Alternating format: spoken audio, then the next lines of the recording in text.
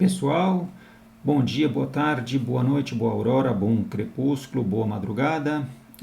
Bem-vindos de volta aqui às nossas séries de vídeos de política e gestão ambiental.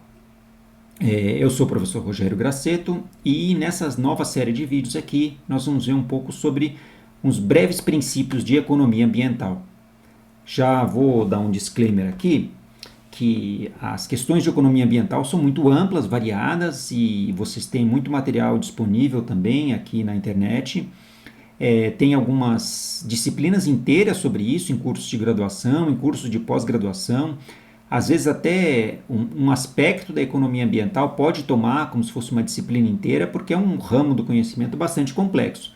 Nós vamos dar aqui apenas uma pincelada global sobre o básico do básico da economia ambiental, e quem quiser se aprofundar em algum tema pode achar um material bem vasto aí na internet, no YouTube mesmo, ou material escrito. Tá? Dentro das principais questões de economia ambiental, a gente pode ter, por exemplo, como internalizar os custos ambientais.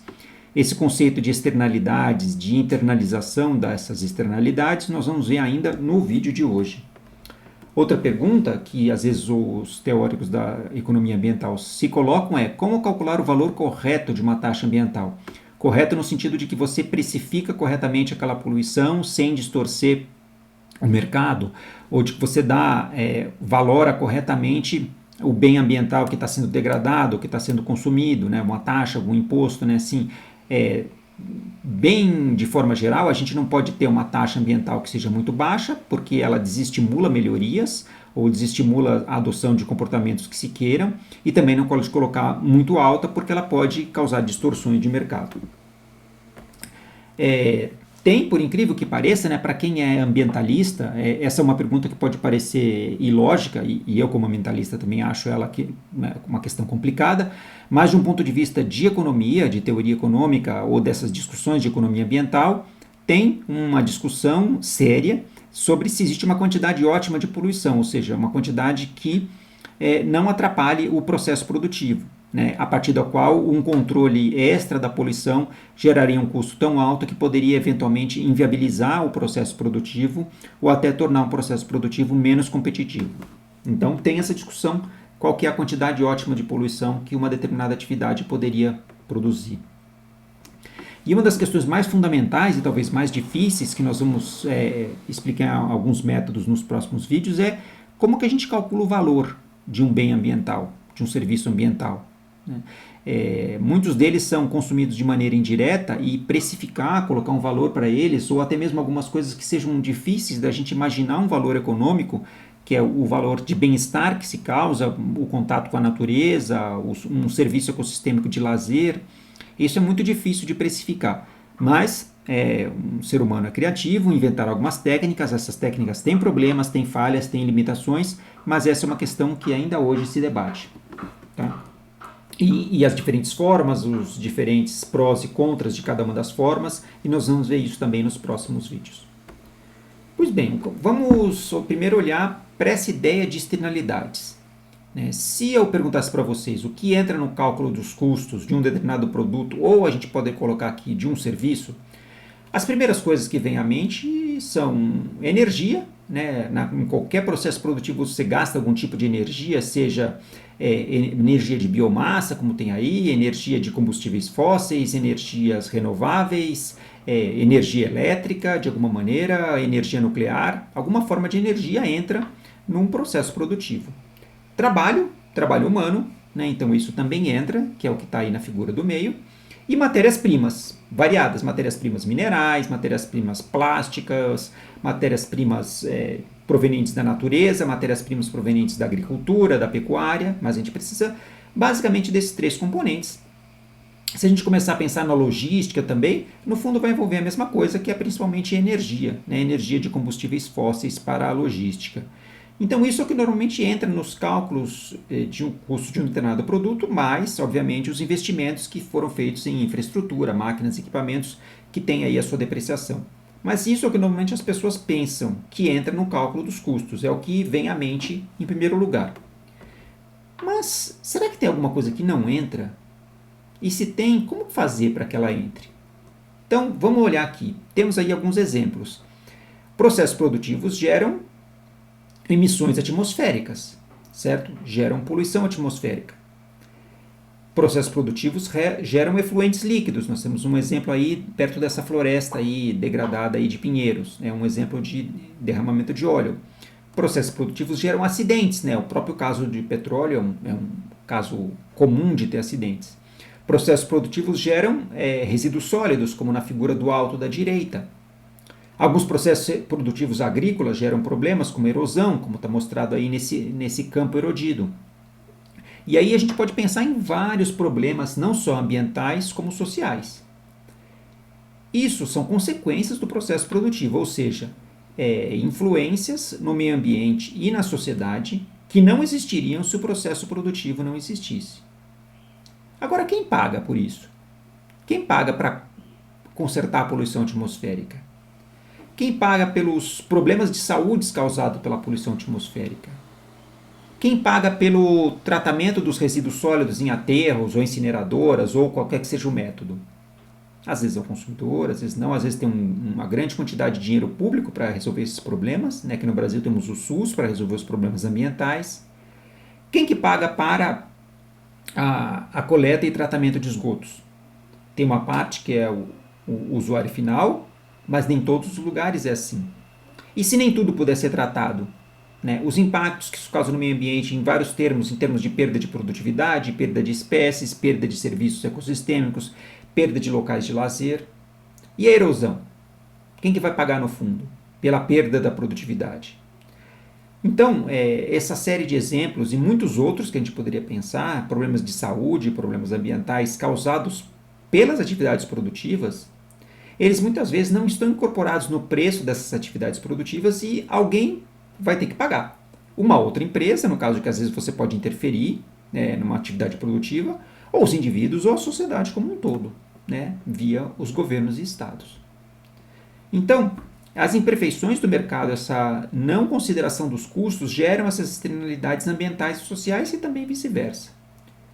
Que a gente define essas externalidades, que é um conceito muito importante, como qualquer impacto, e pode inclusive ser impacto positivo, tá? Mas pode ser qualquer impacto que seja econômico ou social ou ambiental, que não é contabilizado. Então, esses impactos sobre outras pessoas, ou sobre outras empresas, ou sobre a sociedade como um todo, que não estão envolvidas numa determinada ação, num determinado processo produtivo, e que recebem esse impacto, e muitas vezes, quando é o caso do impacto negativo, tem que gastar dinheiro, né, tem que gastar recursos para minimizar esse impacto, isso é uma externalidade.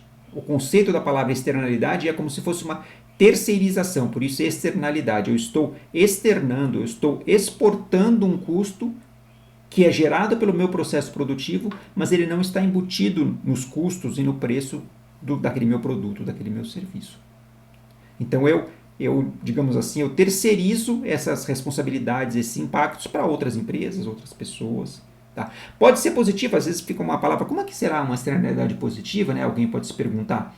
Bom, se algumas empresas se associam numa determinada região, fornece ali um núcleo, por exemplo, de empresas de software, de empresas de tecnologia ou de vários processos produtivos, onde elas conseguem ter uma sinergia, uma ação em conjunto, onde às vezes diminui os custos de logística, diminui os custos de transporte, diminui custos de energia, diminui custos de mão de obra ou de infraestrutura, ou às vezes o próprio efluente, entre aspas, de uma pode servir dentro do processo produtivo de outra. Então nós estamos criando externalidades positivas, impactos positivos sobre a economia de outras empresas.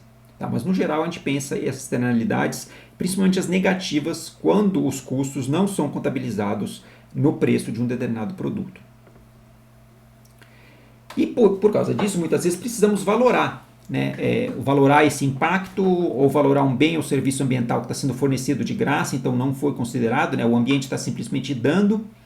E é a pergunta de $1 trilhão, literalmente, ou de vários trilhões de dólares. Né? Como calcular o valor de um bem ou um determinado serviço? Ou como calcular o valor de um impacto dessas externalidades? Né? Isso tudo é importante para a gente que possa incorporar esses custos ou incorporar esses impactos nas nossas políticas ambientais, se a gente consegue mostrar, olha, os impactos estão tendo um impacto econômico sobre a sociedade com tantos milhões, bilhões, trilhões de reais ou de dólares.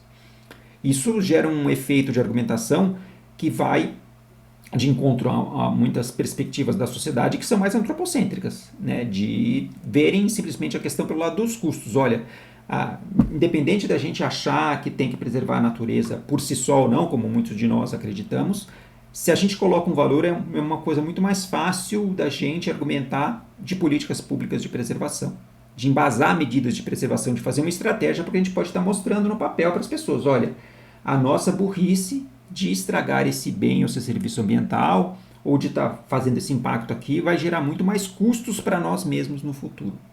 Tá? Então, a valoração ambiental é um dos sub-ramos aí da economia ambiental extremamente importante.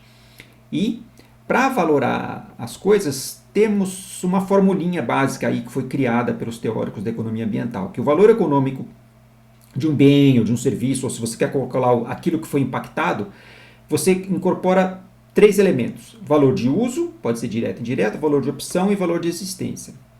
Vamos para eles. O valor de uso direto é quando nós interagimos diretamente com o meio ambiente e consumimos algum bem, algum serviço de maneira direta, ou seja, nós extraímos a água para a irrigação, nós estamos consumindo diretamente essa água.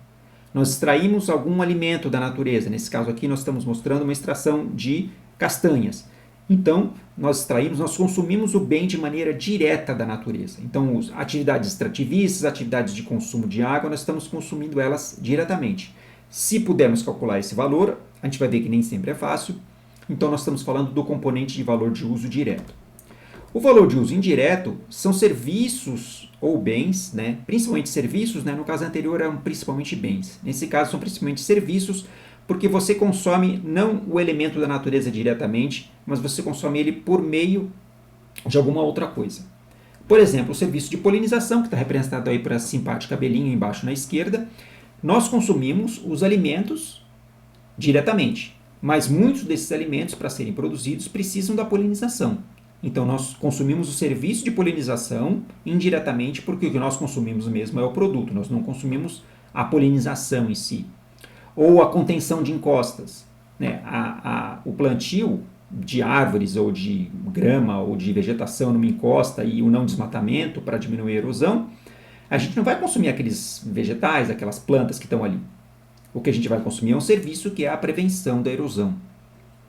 Que a gente mostrou, né, quando tem um ambiente preservado, né, na esquerda, não acontecem os deslizamentos que a gente mostrou ali na direita. E o valor de opção, o que é? É quando a gente preserva um determinado ambiente para poder usufruir dele no futuro. Seja com um uso direto, nós podemos, por exemplo, consumir essas árvores todas que estão aí nessas 2 florestas, ou os minerais que estão aí embaixo, mas nós não queremos agora, né? Nós queremos usar no futuro porque não estamos precisando agora. Ou mesmo a opção de usarmos isso no futuro como maneira de lazer. Então, às vezes, nós preservamos para garantir um valor de opção de uso no futuro. De repente, a gente não usa todos os recursos hídricos de um determinado local, mas a gente preserva as matas ciliares para garantir a oferta hídrica caso a demanda por água aumente. E, por último, o valor mais difícil de precificar, de quantificar, que é o valor de existência. Ou seja, uma pessoa, um conjunto, uma comunidade pode atribuir um determinado valor para um determinado aspecto do ambiente, simplesmente um valor moral, filosófico, religioso, por ele existir. Não tem digamos, um consumo direto, por isso que é o mais difícil de precificar. Aqui embaixo na direita nós temos o Monte Fuji no Japão. Como que nós vamos classificar algo que é um símbolo nacional, que é um elemento de identidade de um povo? Ele tem um valor simplesmente por existir, como é um local sagrado aqui no alto na esquerda. Ou se a gente pensar aquela famosa rocha que todo mundo vê em figuras da Austrália, né, uma rocha de arenito, meio avermelhada, que tem um valor muito grande para os aborígenes. Aquilo tem um valor que não é de um uso específico, é um valor intrínseco, não é um valor utilitário, você não vai usar aquilo, mas aquilo tem valor simplesmente por existir. E esse talvez seja o valor mais difícil de ser quantificado, porque a gente está falando de valores, de aspectos intangíveis, que são difíceis da gente colocar uma mensuração. Bom, essa foi a pincelada geral sobre externalidades e sobre os diferentes tipos de valor de uso. Nos próximos slides a gente vai ver alguma coisinha sobre os principais métodos de valoração.